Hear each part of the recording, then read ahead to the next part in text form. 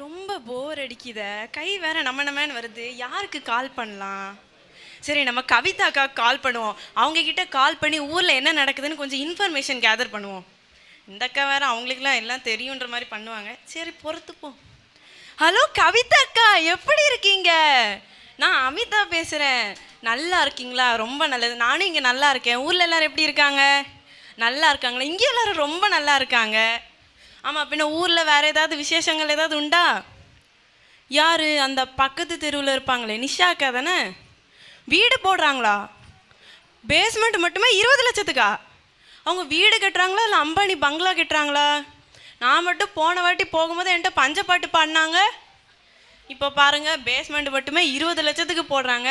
சரி விடுங்கக்கா, அவங்க கதை நம்மளுக்கு எதுக்கு? நம்ம என்ன மற்றவங்கள பற்றி காசிப்பாக பேசிக்கிட்டு இருக்கோம்.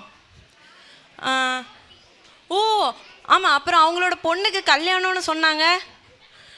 இது 100 பவுனுக்கெலாம் நகை போடுறதாட்டு சொன்னாங்களே. மாப்பிள்ளை வேறு ஃபாரின் மாப்பிள்ளையா? ரொம்ப பில்டப்லாம் விட்டாங்களேக்கா. எல்லாம் சும்மாவா? நம்மகிட்ட மட்டும் எல்லோரும் பில்டப் விட்டுறாங்க. எல்லாம் சும்மா. சரி விடுங்கக்கா, அந்த பிள்ளை ஒழுங்காக வாழ்ந்தா சரிதான். சரி அதெல்லாம் விடுங்கக்கா. நீங்கள் எப்படி இருக்கீங்க? சுகரா? அக்கா நீங்கள் இந்த ரைஸு சப்பாத்திலாம் கட் பண்ணால் சுகர் தானாக குறைஞ்சிரும்க்கா. நீங்கள்லாம் அங்கே இருக்கிறதுனால தான் நாங்கள் இங்கே நிம்மதியாக இருக்கோம். நீங்கள்லாம் இருக்கிறதுனால தான் மழையே பெய்து பார்த்துக்கிடுங்களேன். ரொம்ப நல்லதுக்கா. சரிக்கா, அப்போ நான் அப்புறம் கூப்பிடட்டா? அது நன்றிக்கா. இந்த அக்காட்ட கால் பண்ணாலே மற்றவங்க கதையெல்லாம் நம்மகிட்ட பேசுகிறாங்க. ஏதோ நம்ம காசிப் பேசுகிறதுக்குனே கால் பண்ணுற மாதிரி. சரி, கொஞ்ச நேரம் ரீல்ஸ் நோண்டுவோம். இந்த ரீல் நல்லா இருக்கே, இதுதான் இப்போ ட்ரெண்டிங்கோ. அடுத்த ரீல்ஸை போட்டு நம்மளும் லைக்ஸ் வாங்கி பிச்சிக்க வேண்டியதான். ஓ, இந்த காமெடி நல்லா இருக்கு. தொண்டை நம்ம இருக்கு. எமி எமி, என்னக்கா இருந்த இடத்துல இருந்து என்ன வாய் வச்சு கூட இருப்பியா? தண்ணி எடுத்துட்டு வாடி. உன் கால் இருக்குதானே, நீ போய் எடுத்துக்கோ. பரவாயில்ல, போய் தண்ணி எடுத்துட்டு வா. தண்ணி வேண்டாமோ? தண்ணி வேண்டாம், ஜூஸ் எடுத்துட்டு வா. ஜூஸ் எங்க இல்ல, எப்படி பண்ண முடியும்? நீ போட்டு எடுத்துட்டு வா போ. சும்மா நம்மகிட்ட எதிர்த்து பேசுறது.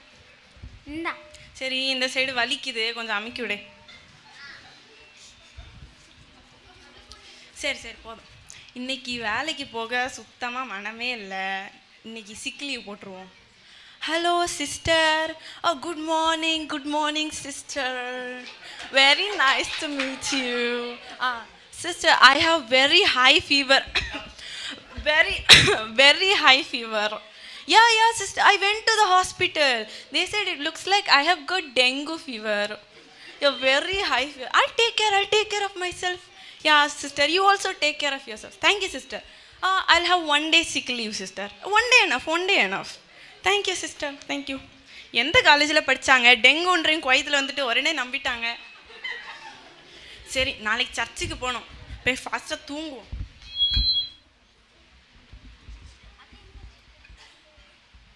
எமி எங்க இருக்க? எமி, சர்ச்சுக்கு லேட் ஆயிடுச்சு, சீக்கிரம் போ. கிளம்பிட்டேன். அக்கா ஒரு நிமிஷம், எனக்கு ஒரு வேலை இருக்கு. அது மட்டும். எந்த வேலையும் கிடையாது, சர்ச்சுக்கு நம்ம சீக்கிரம் போகணும். Punctuality is very important. உங்க சண்டே கிளாஸ் டீச்சர் என்ன சொல்லி கொடுத்தாங்க உனக்கு? ஆண்டவர் பார்த்துக்கிட்டே இருப்பார். சீக்கிரம் கிளம்பு போ.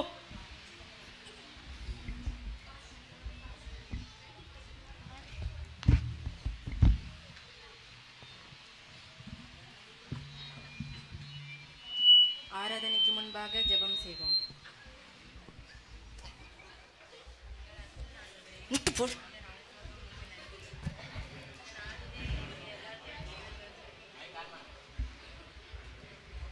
எங்கள் அன்புள்ள ஆண்டவரே, இந்த நாளுக்காக உமக்கு நன்றி. இந்த நாளிலே எல்லாத்தையும் எங்கள் பங்கேற்க வச்சதுக்கு உமக்கு நன்றி. ஆமீன். இப்போ எல்லாரும் நம்ம எந்திரிச்சு நின்று ஒரு கைத்தட்டி ஒரு பாடலை பாடலாம். இயேசு கிறிஸ்துவின் சீடராகுவோம், விசுவாசத்தில் முன்னடப்போம். இனி எல்லாருமே அவர் பணிக்கெனவே ஒன்றாய் என்னாலும் உழைத்திடுவோம். நாம் இயேசு ராஜாவே, இதோ வேகம் வராரே, அதிவேகமாய் செயல்படுவோம். அமருங்கள். இந்த வார தலைப்பு என்னன்னா, இயேசுவின் சீடர்கள். சீடர்கள்னா என்ன? ஒருத்தவங்களை பின்பற்றுவதை சீடர்கள்னு சொல்லுவாங்க. அப்போ இயேசுவின் சீடர்கள்னா இயேசுவை வழிபட்டு வரது தான் வந்து சீடர்கள்னு சொல்லுவாங்க. ஏசப்பா நிறைய நன்மைகள் செஞ்சுருக்காங்க. அதில் உள்ள ஒரு 3 பண்பாடுகள் மட்டும்தான் நான் இப்போ உங்களுக்கு சொல்ல போகிறேன். முதல் பண்பாடு வந்து ஜெபம். ஏசப்பா வந்து டெய்லியும் ஜெபம் பண்ணுவாங்க. அவங்க வனாந்தரத்துக்கெல்லாம் போய் ஜெபம் பண்ணியிருக்காங்க. அதே போல் நம்மளும் ஜெபம் பண்ணணும். ஜெபம் வந்து நம்மளோட வாழ்க்கையில் வந்து ஒரு இம்பார்ட்டன்ட் பார்ட்டுன்னே நம்ம சொல்லலாம். ஆனால் நம்ம என்ன பண்ணுறோம், நம்மளுக்கு வந்து நம்ம ஜெபம் பண்ணாலே நம்ம வந்து ஜெபம் பண்ணிட்டு நம்ம வந்து மடிக்கிறோம். ஆனால் நம்ம மடிக்கக்கூடாது. ஏசப்பா வந்து அவங்களோட சீஷர்களுக்காண்டி ஜெபம் பண்ணியிருக்காங்க, அவங்களோட மக்களுக்காண்டி ஜெபம் பண்ணியிருக்காங்க, ஒரு நைட்டு ஃபுல்லாகவே ஜெபம் பண்ணியிருக்காங்க. ஜெபங்கிறது நம்ம வந்து ஒரு சீஷர்களாக ஆகிறதுக்கு முதல் படி. இங்கே யாராச்சும் வந்து ஜெபம் பண்ணுவீங்களா? நான் பண்ணுவேன் பாஸ்டர். நல்லது. ரெண்டாவது வந்து ஏசப்பாவுக்கு நிறைய பேர் தீங்கு செஞ்சுருக்காங்க. ஆனால் ஏசப்பா வந்து அவங்களுக்கெல்லாம் நன்மை தான் செஞ்சுருக்காங்க. ஈவன் ஏசப்பாவை வந்து சிலுவையில் அறையும் முச்சில் கூட ஏசப்பா வந்து அவங்க மேலே கோவப்படல, அவங்கள வந்து மன்னிச்சு தான் விட்டாங்க. அதே போல் நம்மளும் வந்து ஒருத்தங்க நம்மளுக்கு வந்து பாவம் செஞ்சாலோ இல்லை தீங்கு செஞ்சாலோ அவங்கள நம்ம மன்னிக்க தான் செய்யணும். ஆனால் நம்மளாம் வந்து நீ எனக்கு வந்து இன்றைக்கி என்னை மாட்டி விட்டல, நான் உனக்கு ரிவெஞ்ச் எடுக்கிறேன் அப்படின்னு தான் நம்ம எல்லாருமே பண்ணுவோம். ஆனால் நம்ம அப்படி பண்ணக்கூடாது. ஒரு வேளை வந்து ஒருத்தங்க நம்மளுக்கு நன்மை செஞ்சு இல்லை நம்ம அவங்களுக்கு நன்மை செஞ்சால் அது பலன் அல்ல. ஒருத்தங்க நம்மளுக்கு பாவம் செஞ்சு அவங்களுக்கு நம்ம நன்மை செஞ்சால் அது பலன். மூணாவது வந்து ஏசப்பா தன்னைத்தானே வந்து தாழ்மையாக இருந்தாங்க. அவங்க நம்மளுக்கு ஒரு காடாக இருந்தாலுமே அவங்க வந்து அவங்களோட சீஷர்களோட கால்களை கழுவுனாங்க. அதே போல் நம்மளும் தாழ்மையாக இருக்கணும். நம்ம ஆனால் என்ன பண்ணுறோம், நான் தான் இங்கே எத்து நீ தான் வெத்துன்ற மாதிரி நம்ம வந்து பண்ணுவோம்ல. ஆனால் நம்ம வந்து நம்மளவே பெருசுப்படுத்தி காணிக்கக்கூடாது. நம்மளால் முடிஞ்ச அளவுக்கு நம்ம எல்லாருக்குமே வந்து ஹெல்ப் பண்ணணும்.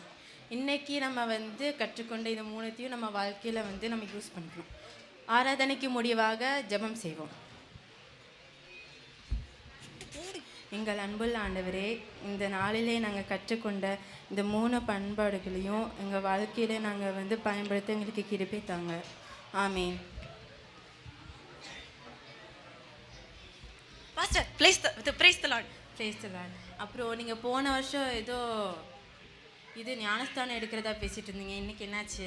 அது ஒரு கரெக்டான நேரம் வரும்போது நான் ஞானஸ்தானம் எடுத்துருவேன். அது வரைக்கும் நான் காத்துக்கிட்டு இருக்கேன்.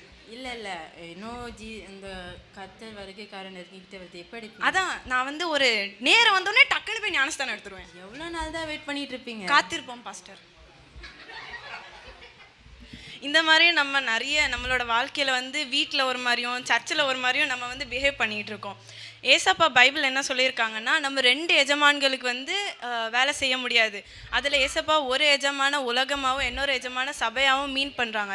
நம்ம 2 பேருக்குமே வேலை செய்ய முடியாதுன்னு ஏசப்பா நம்மளுக்கு அந்த வசனத்தில் சொல்லியிருக்காங்க. அதே மாதிரி ஏசப்பா நம்ம வந்து குளிராக இருக்கணும் இல்லை அனலாக இருக்கணும், 2த்துக்கும் சமமாக இருந்தால் நம்மளை வாந்தி எடுத்துருவேன்னு சொல்லியிருக்காங்க. ஸோ அதனால் ஏசப்பாவோட வருகை வேறு வருது, நம்ம அனலாக இருக்க கற்றுப்போம். நன்றி.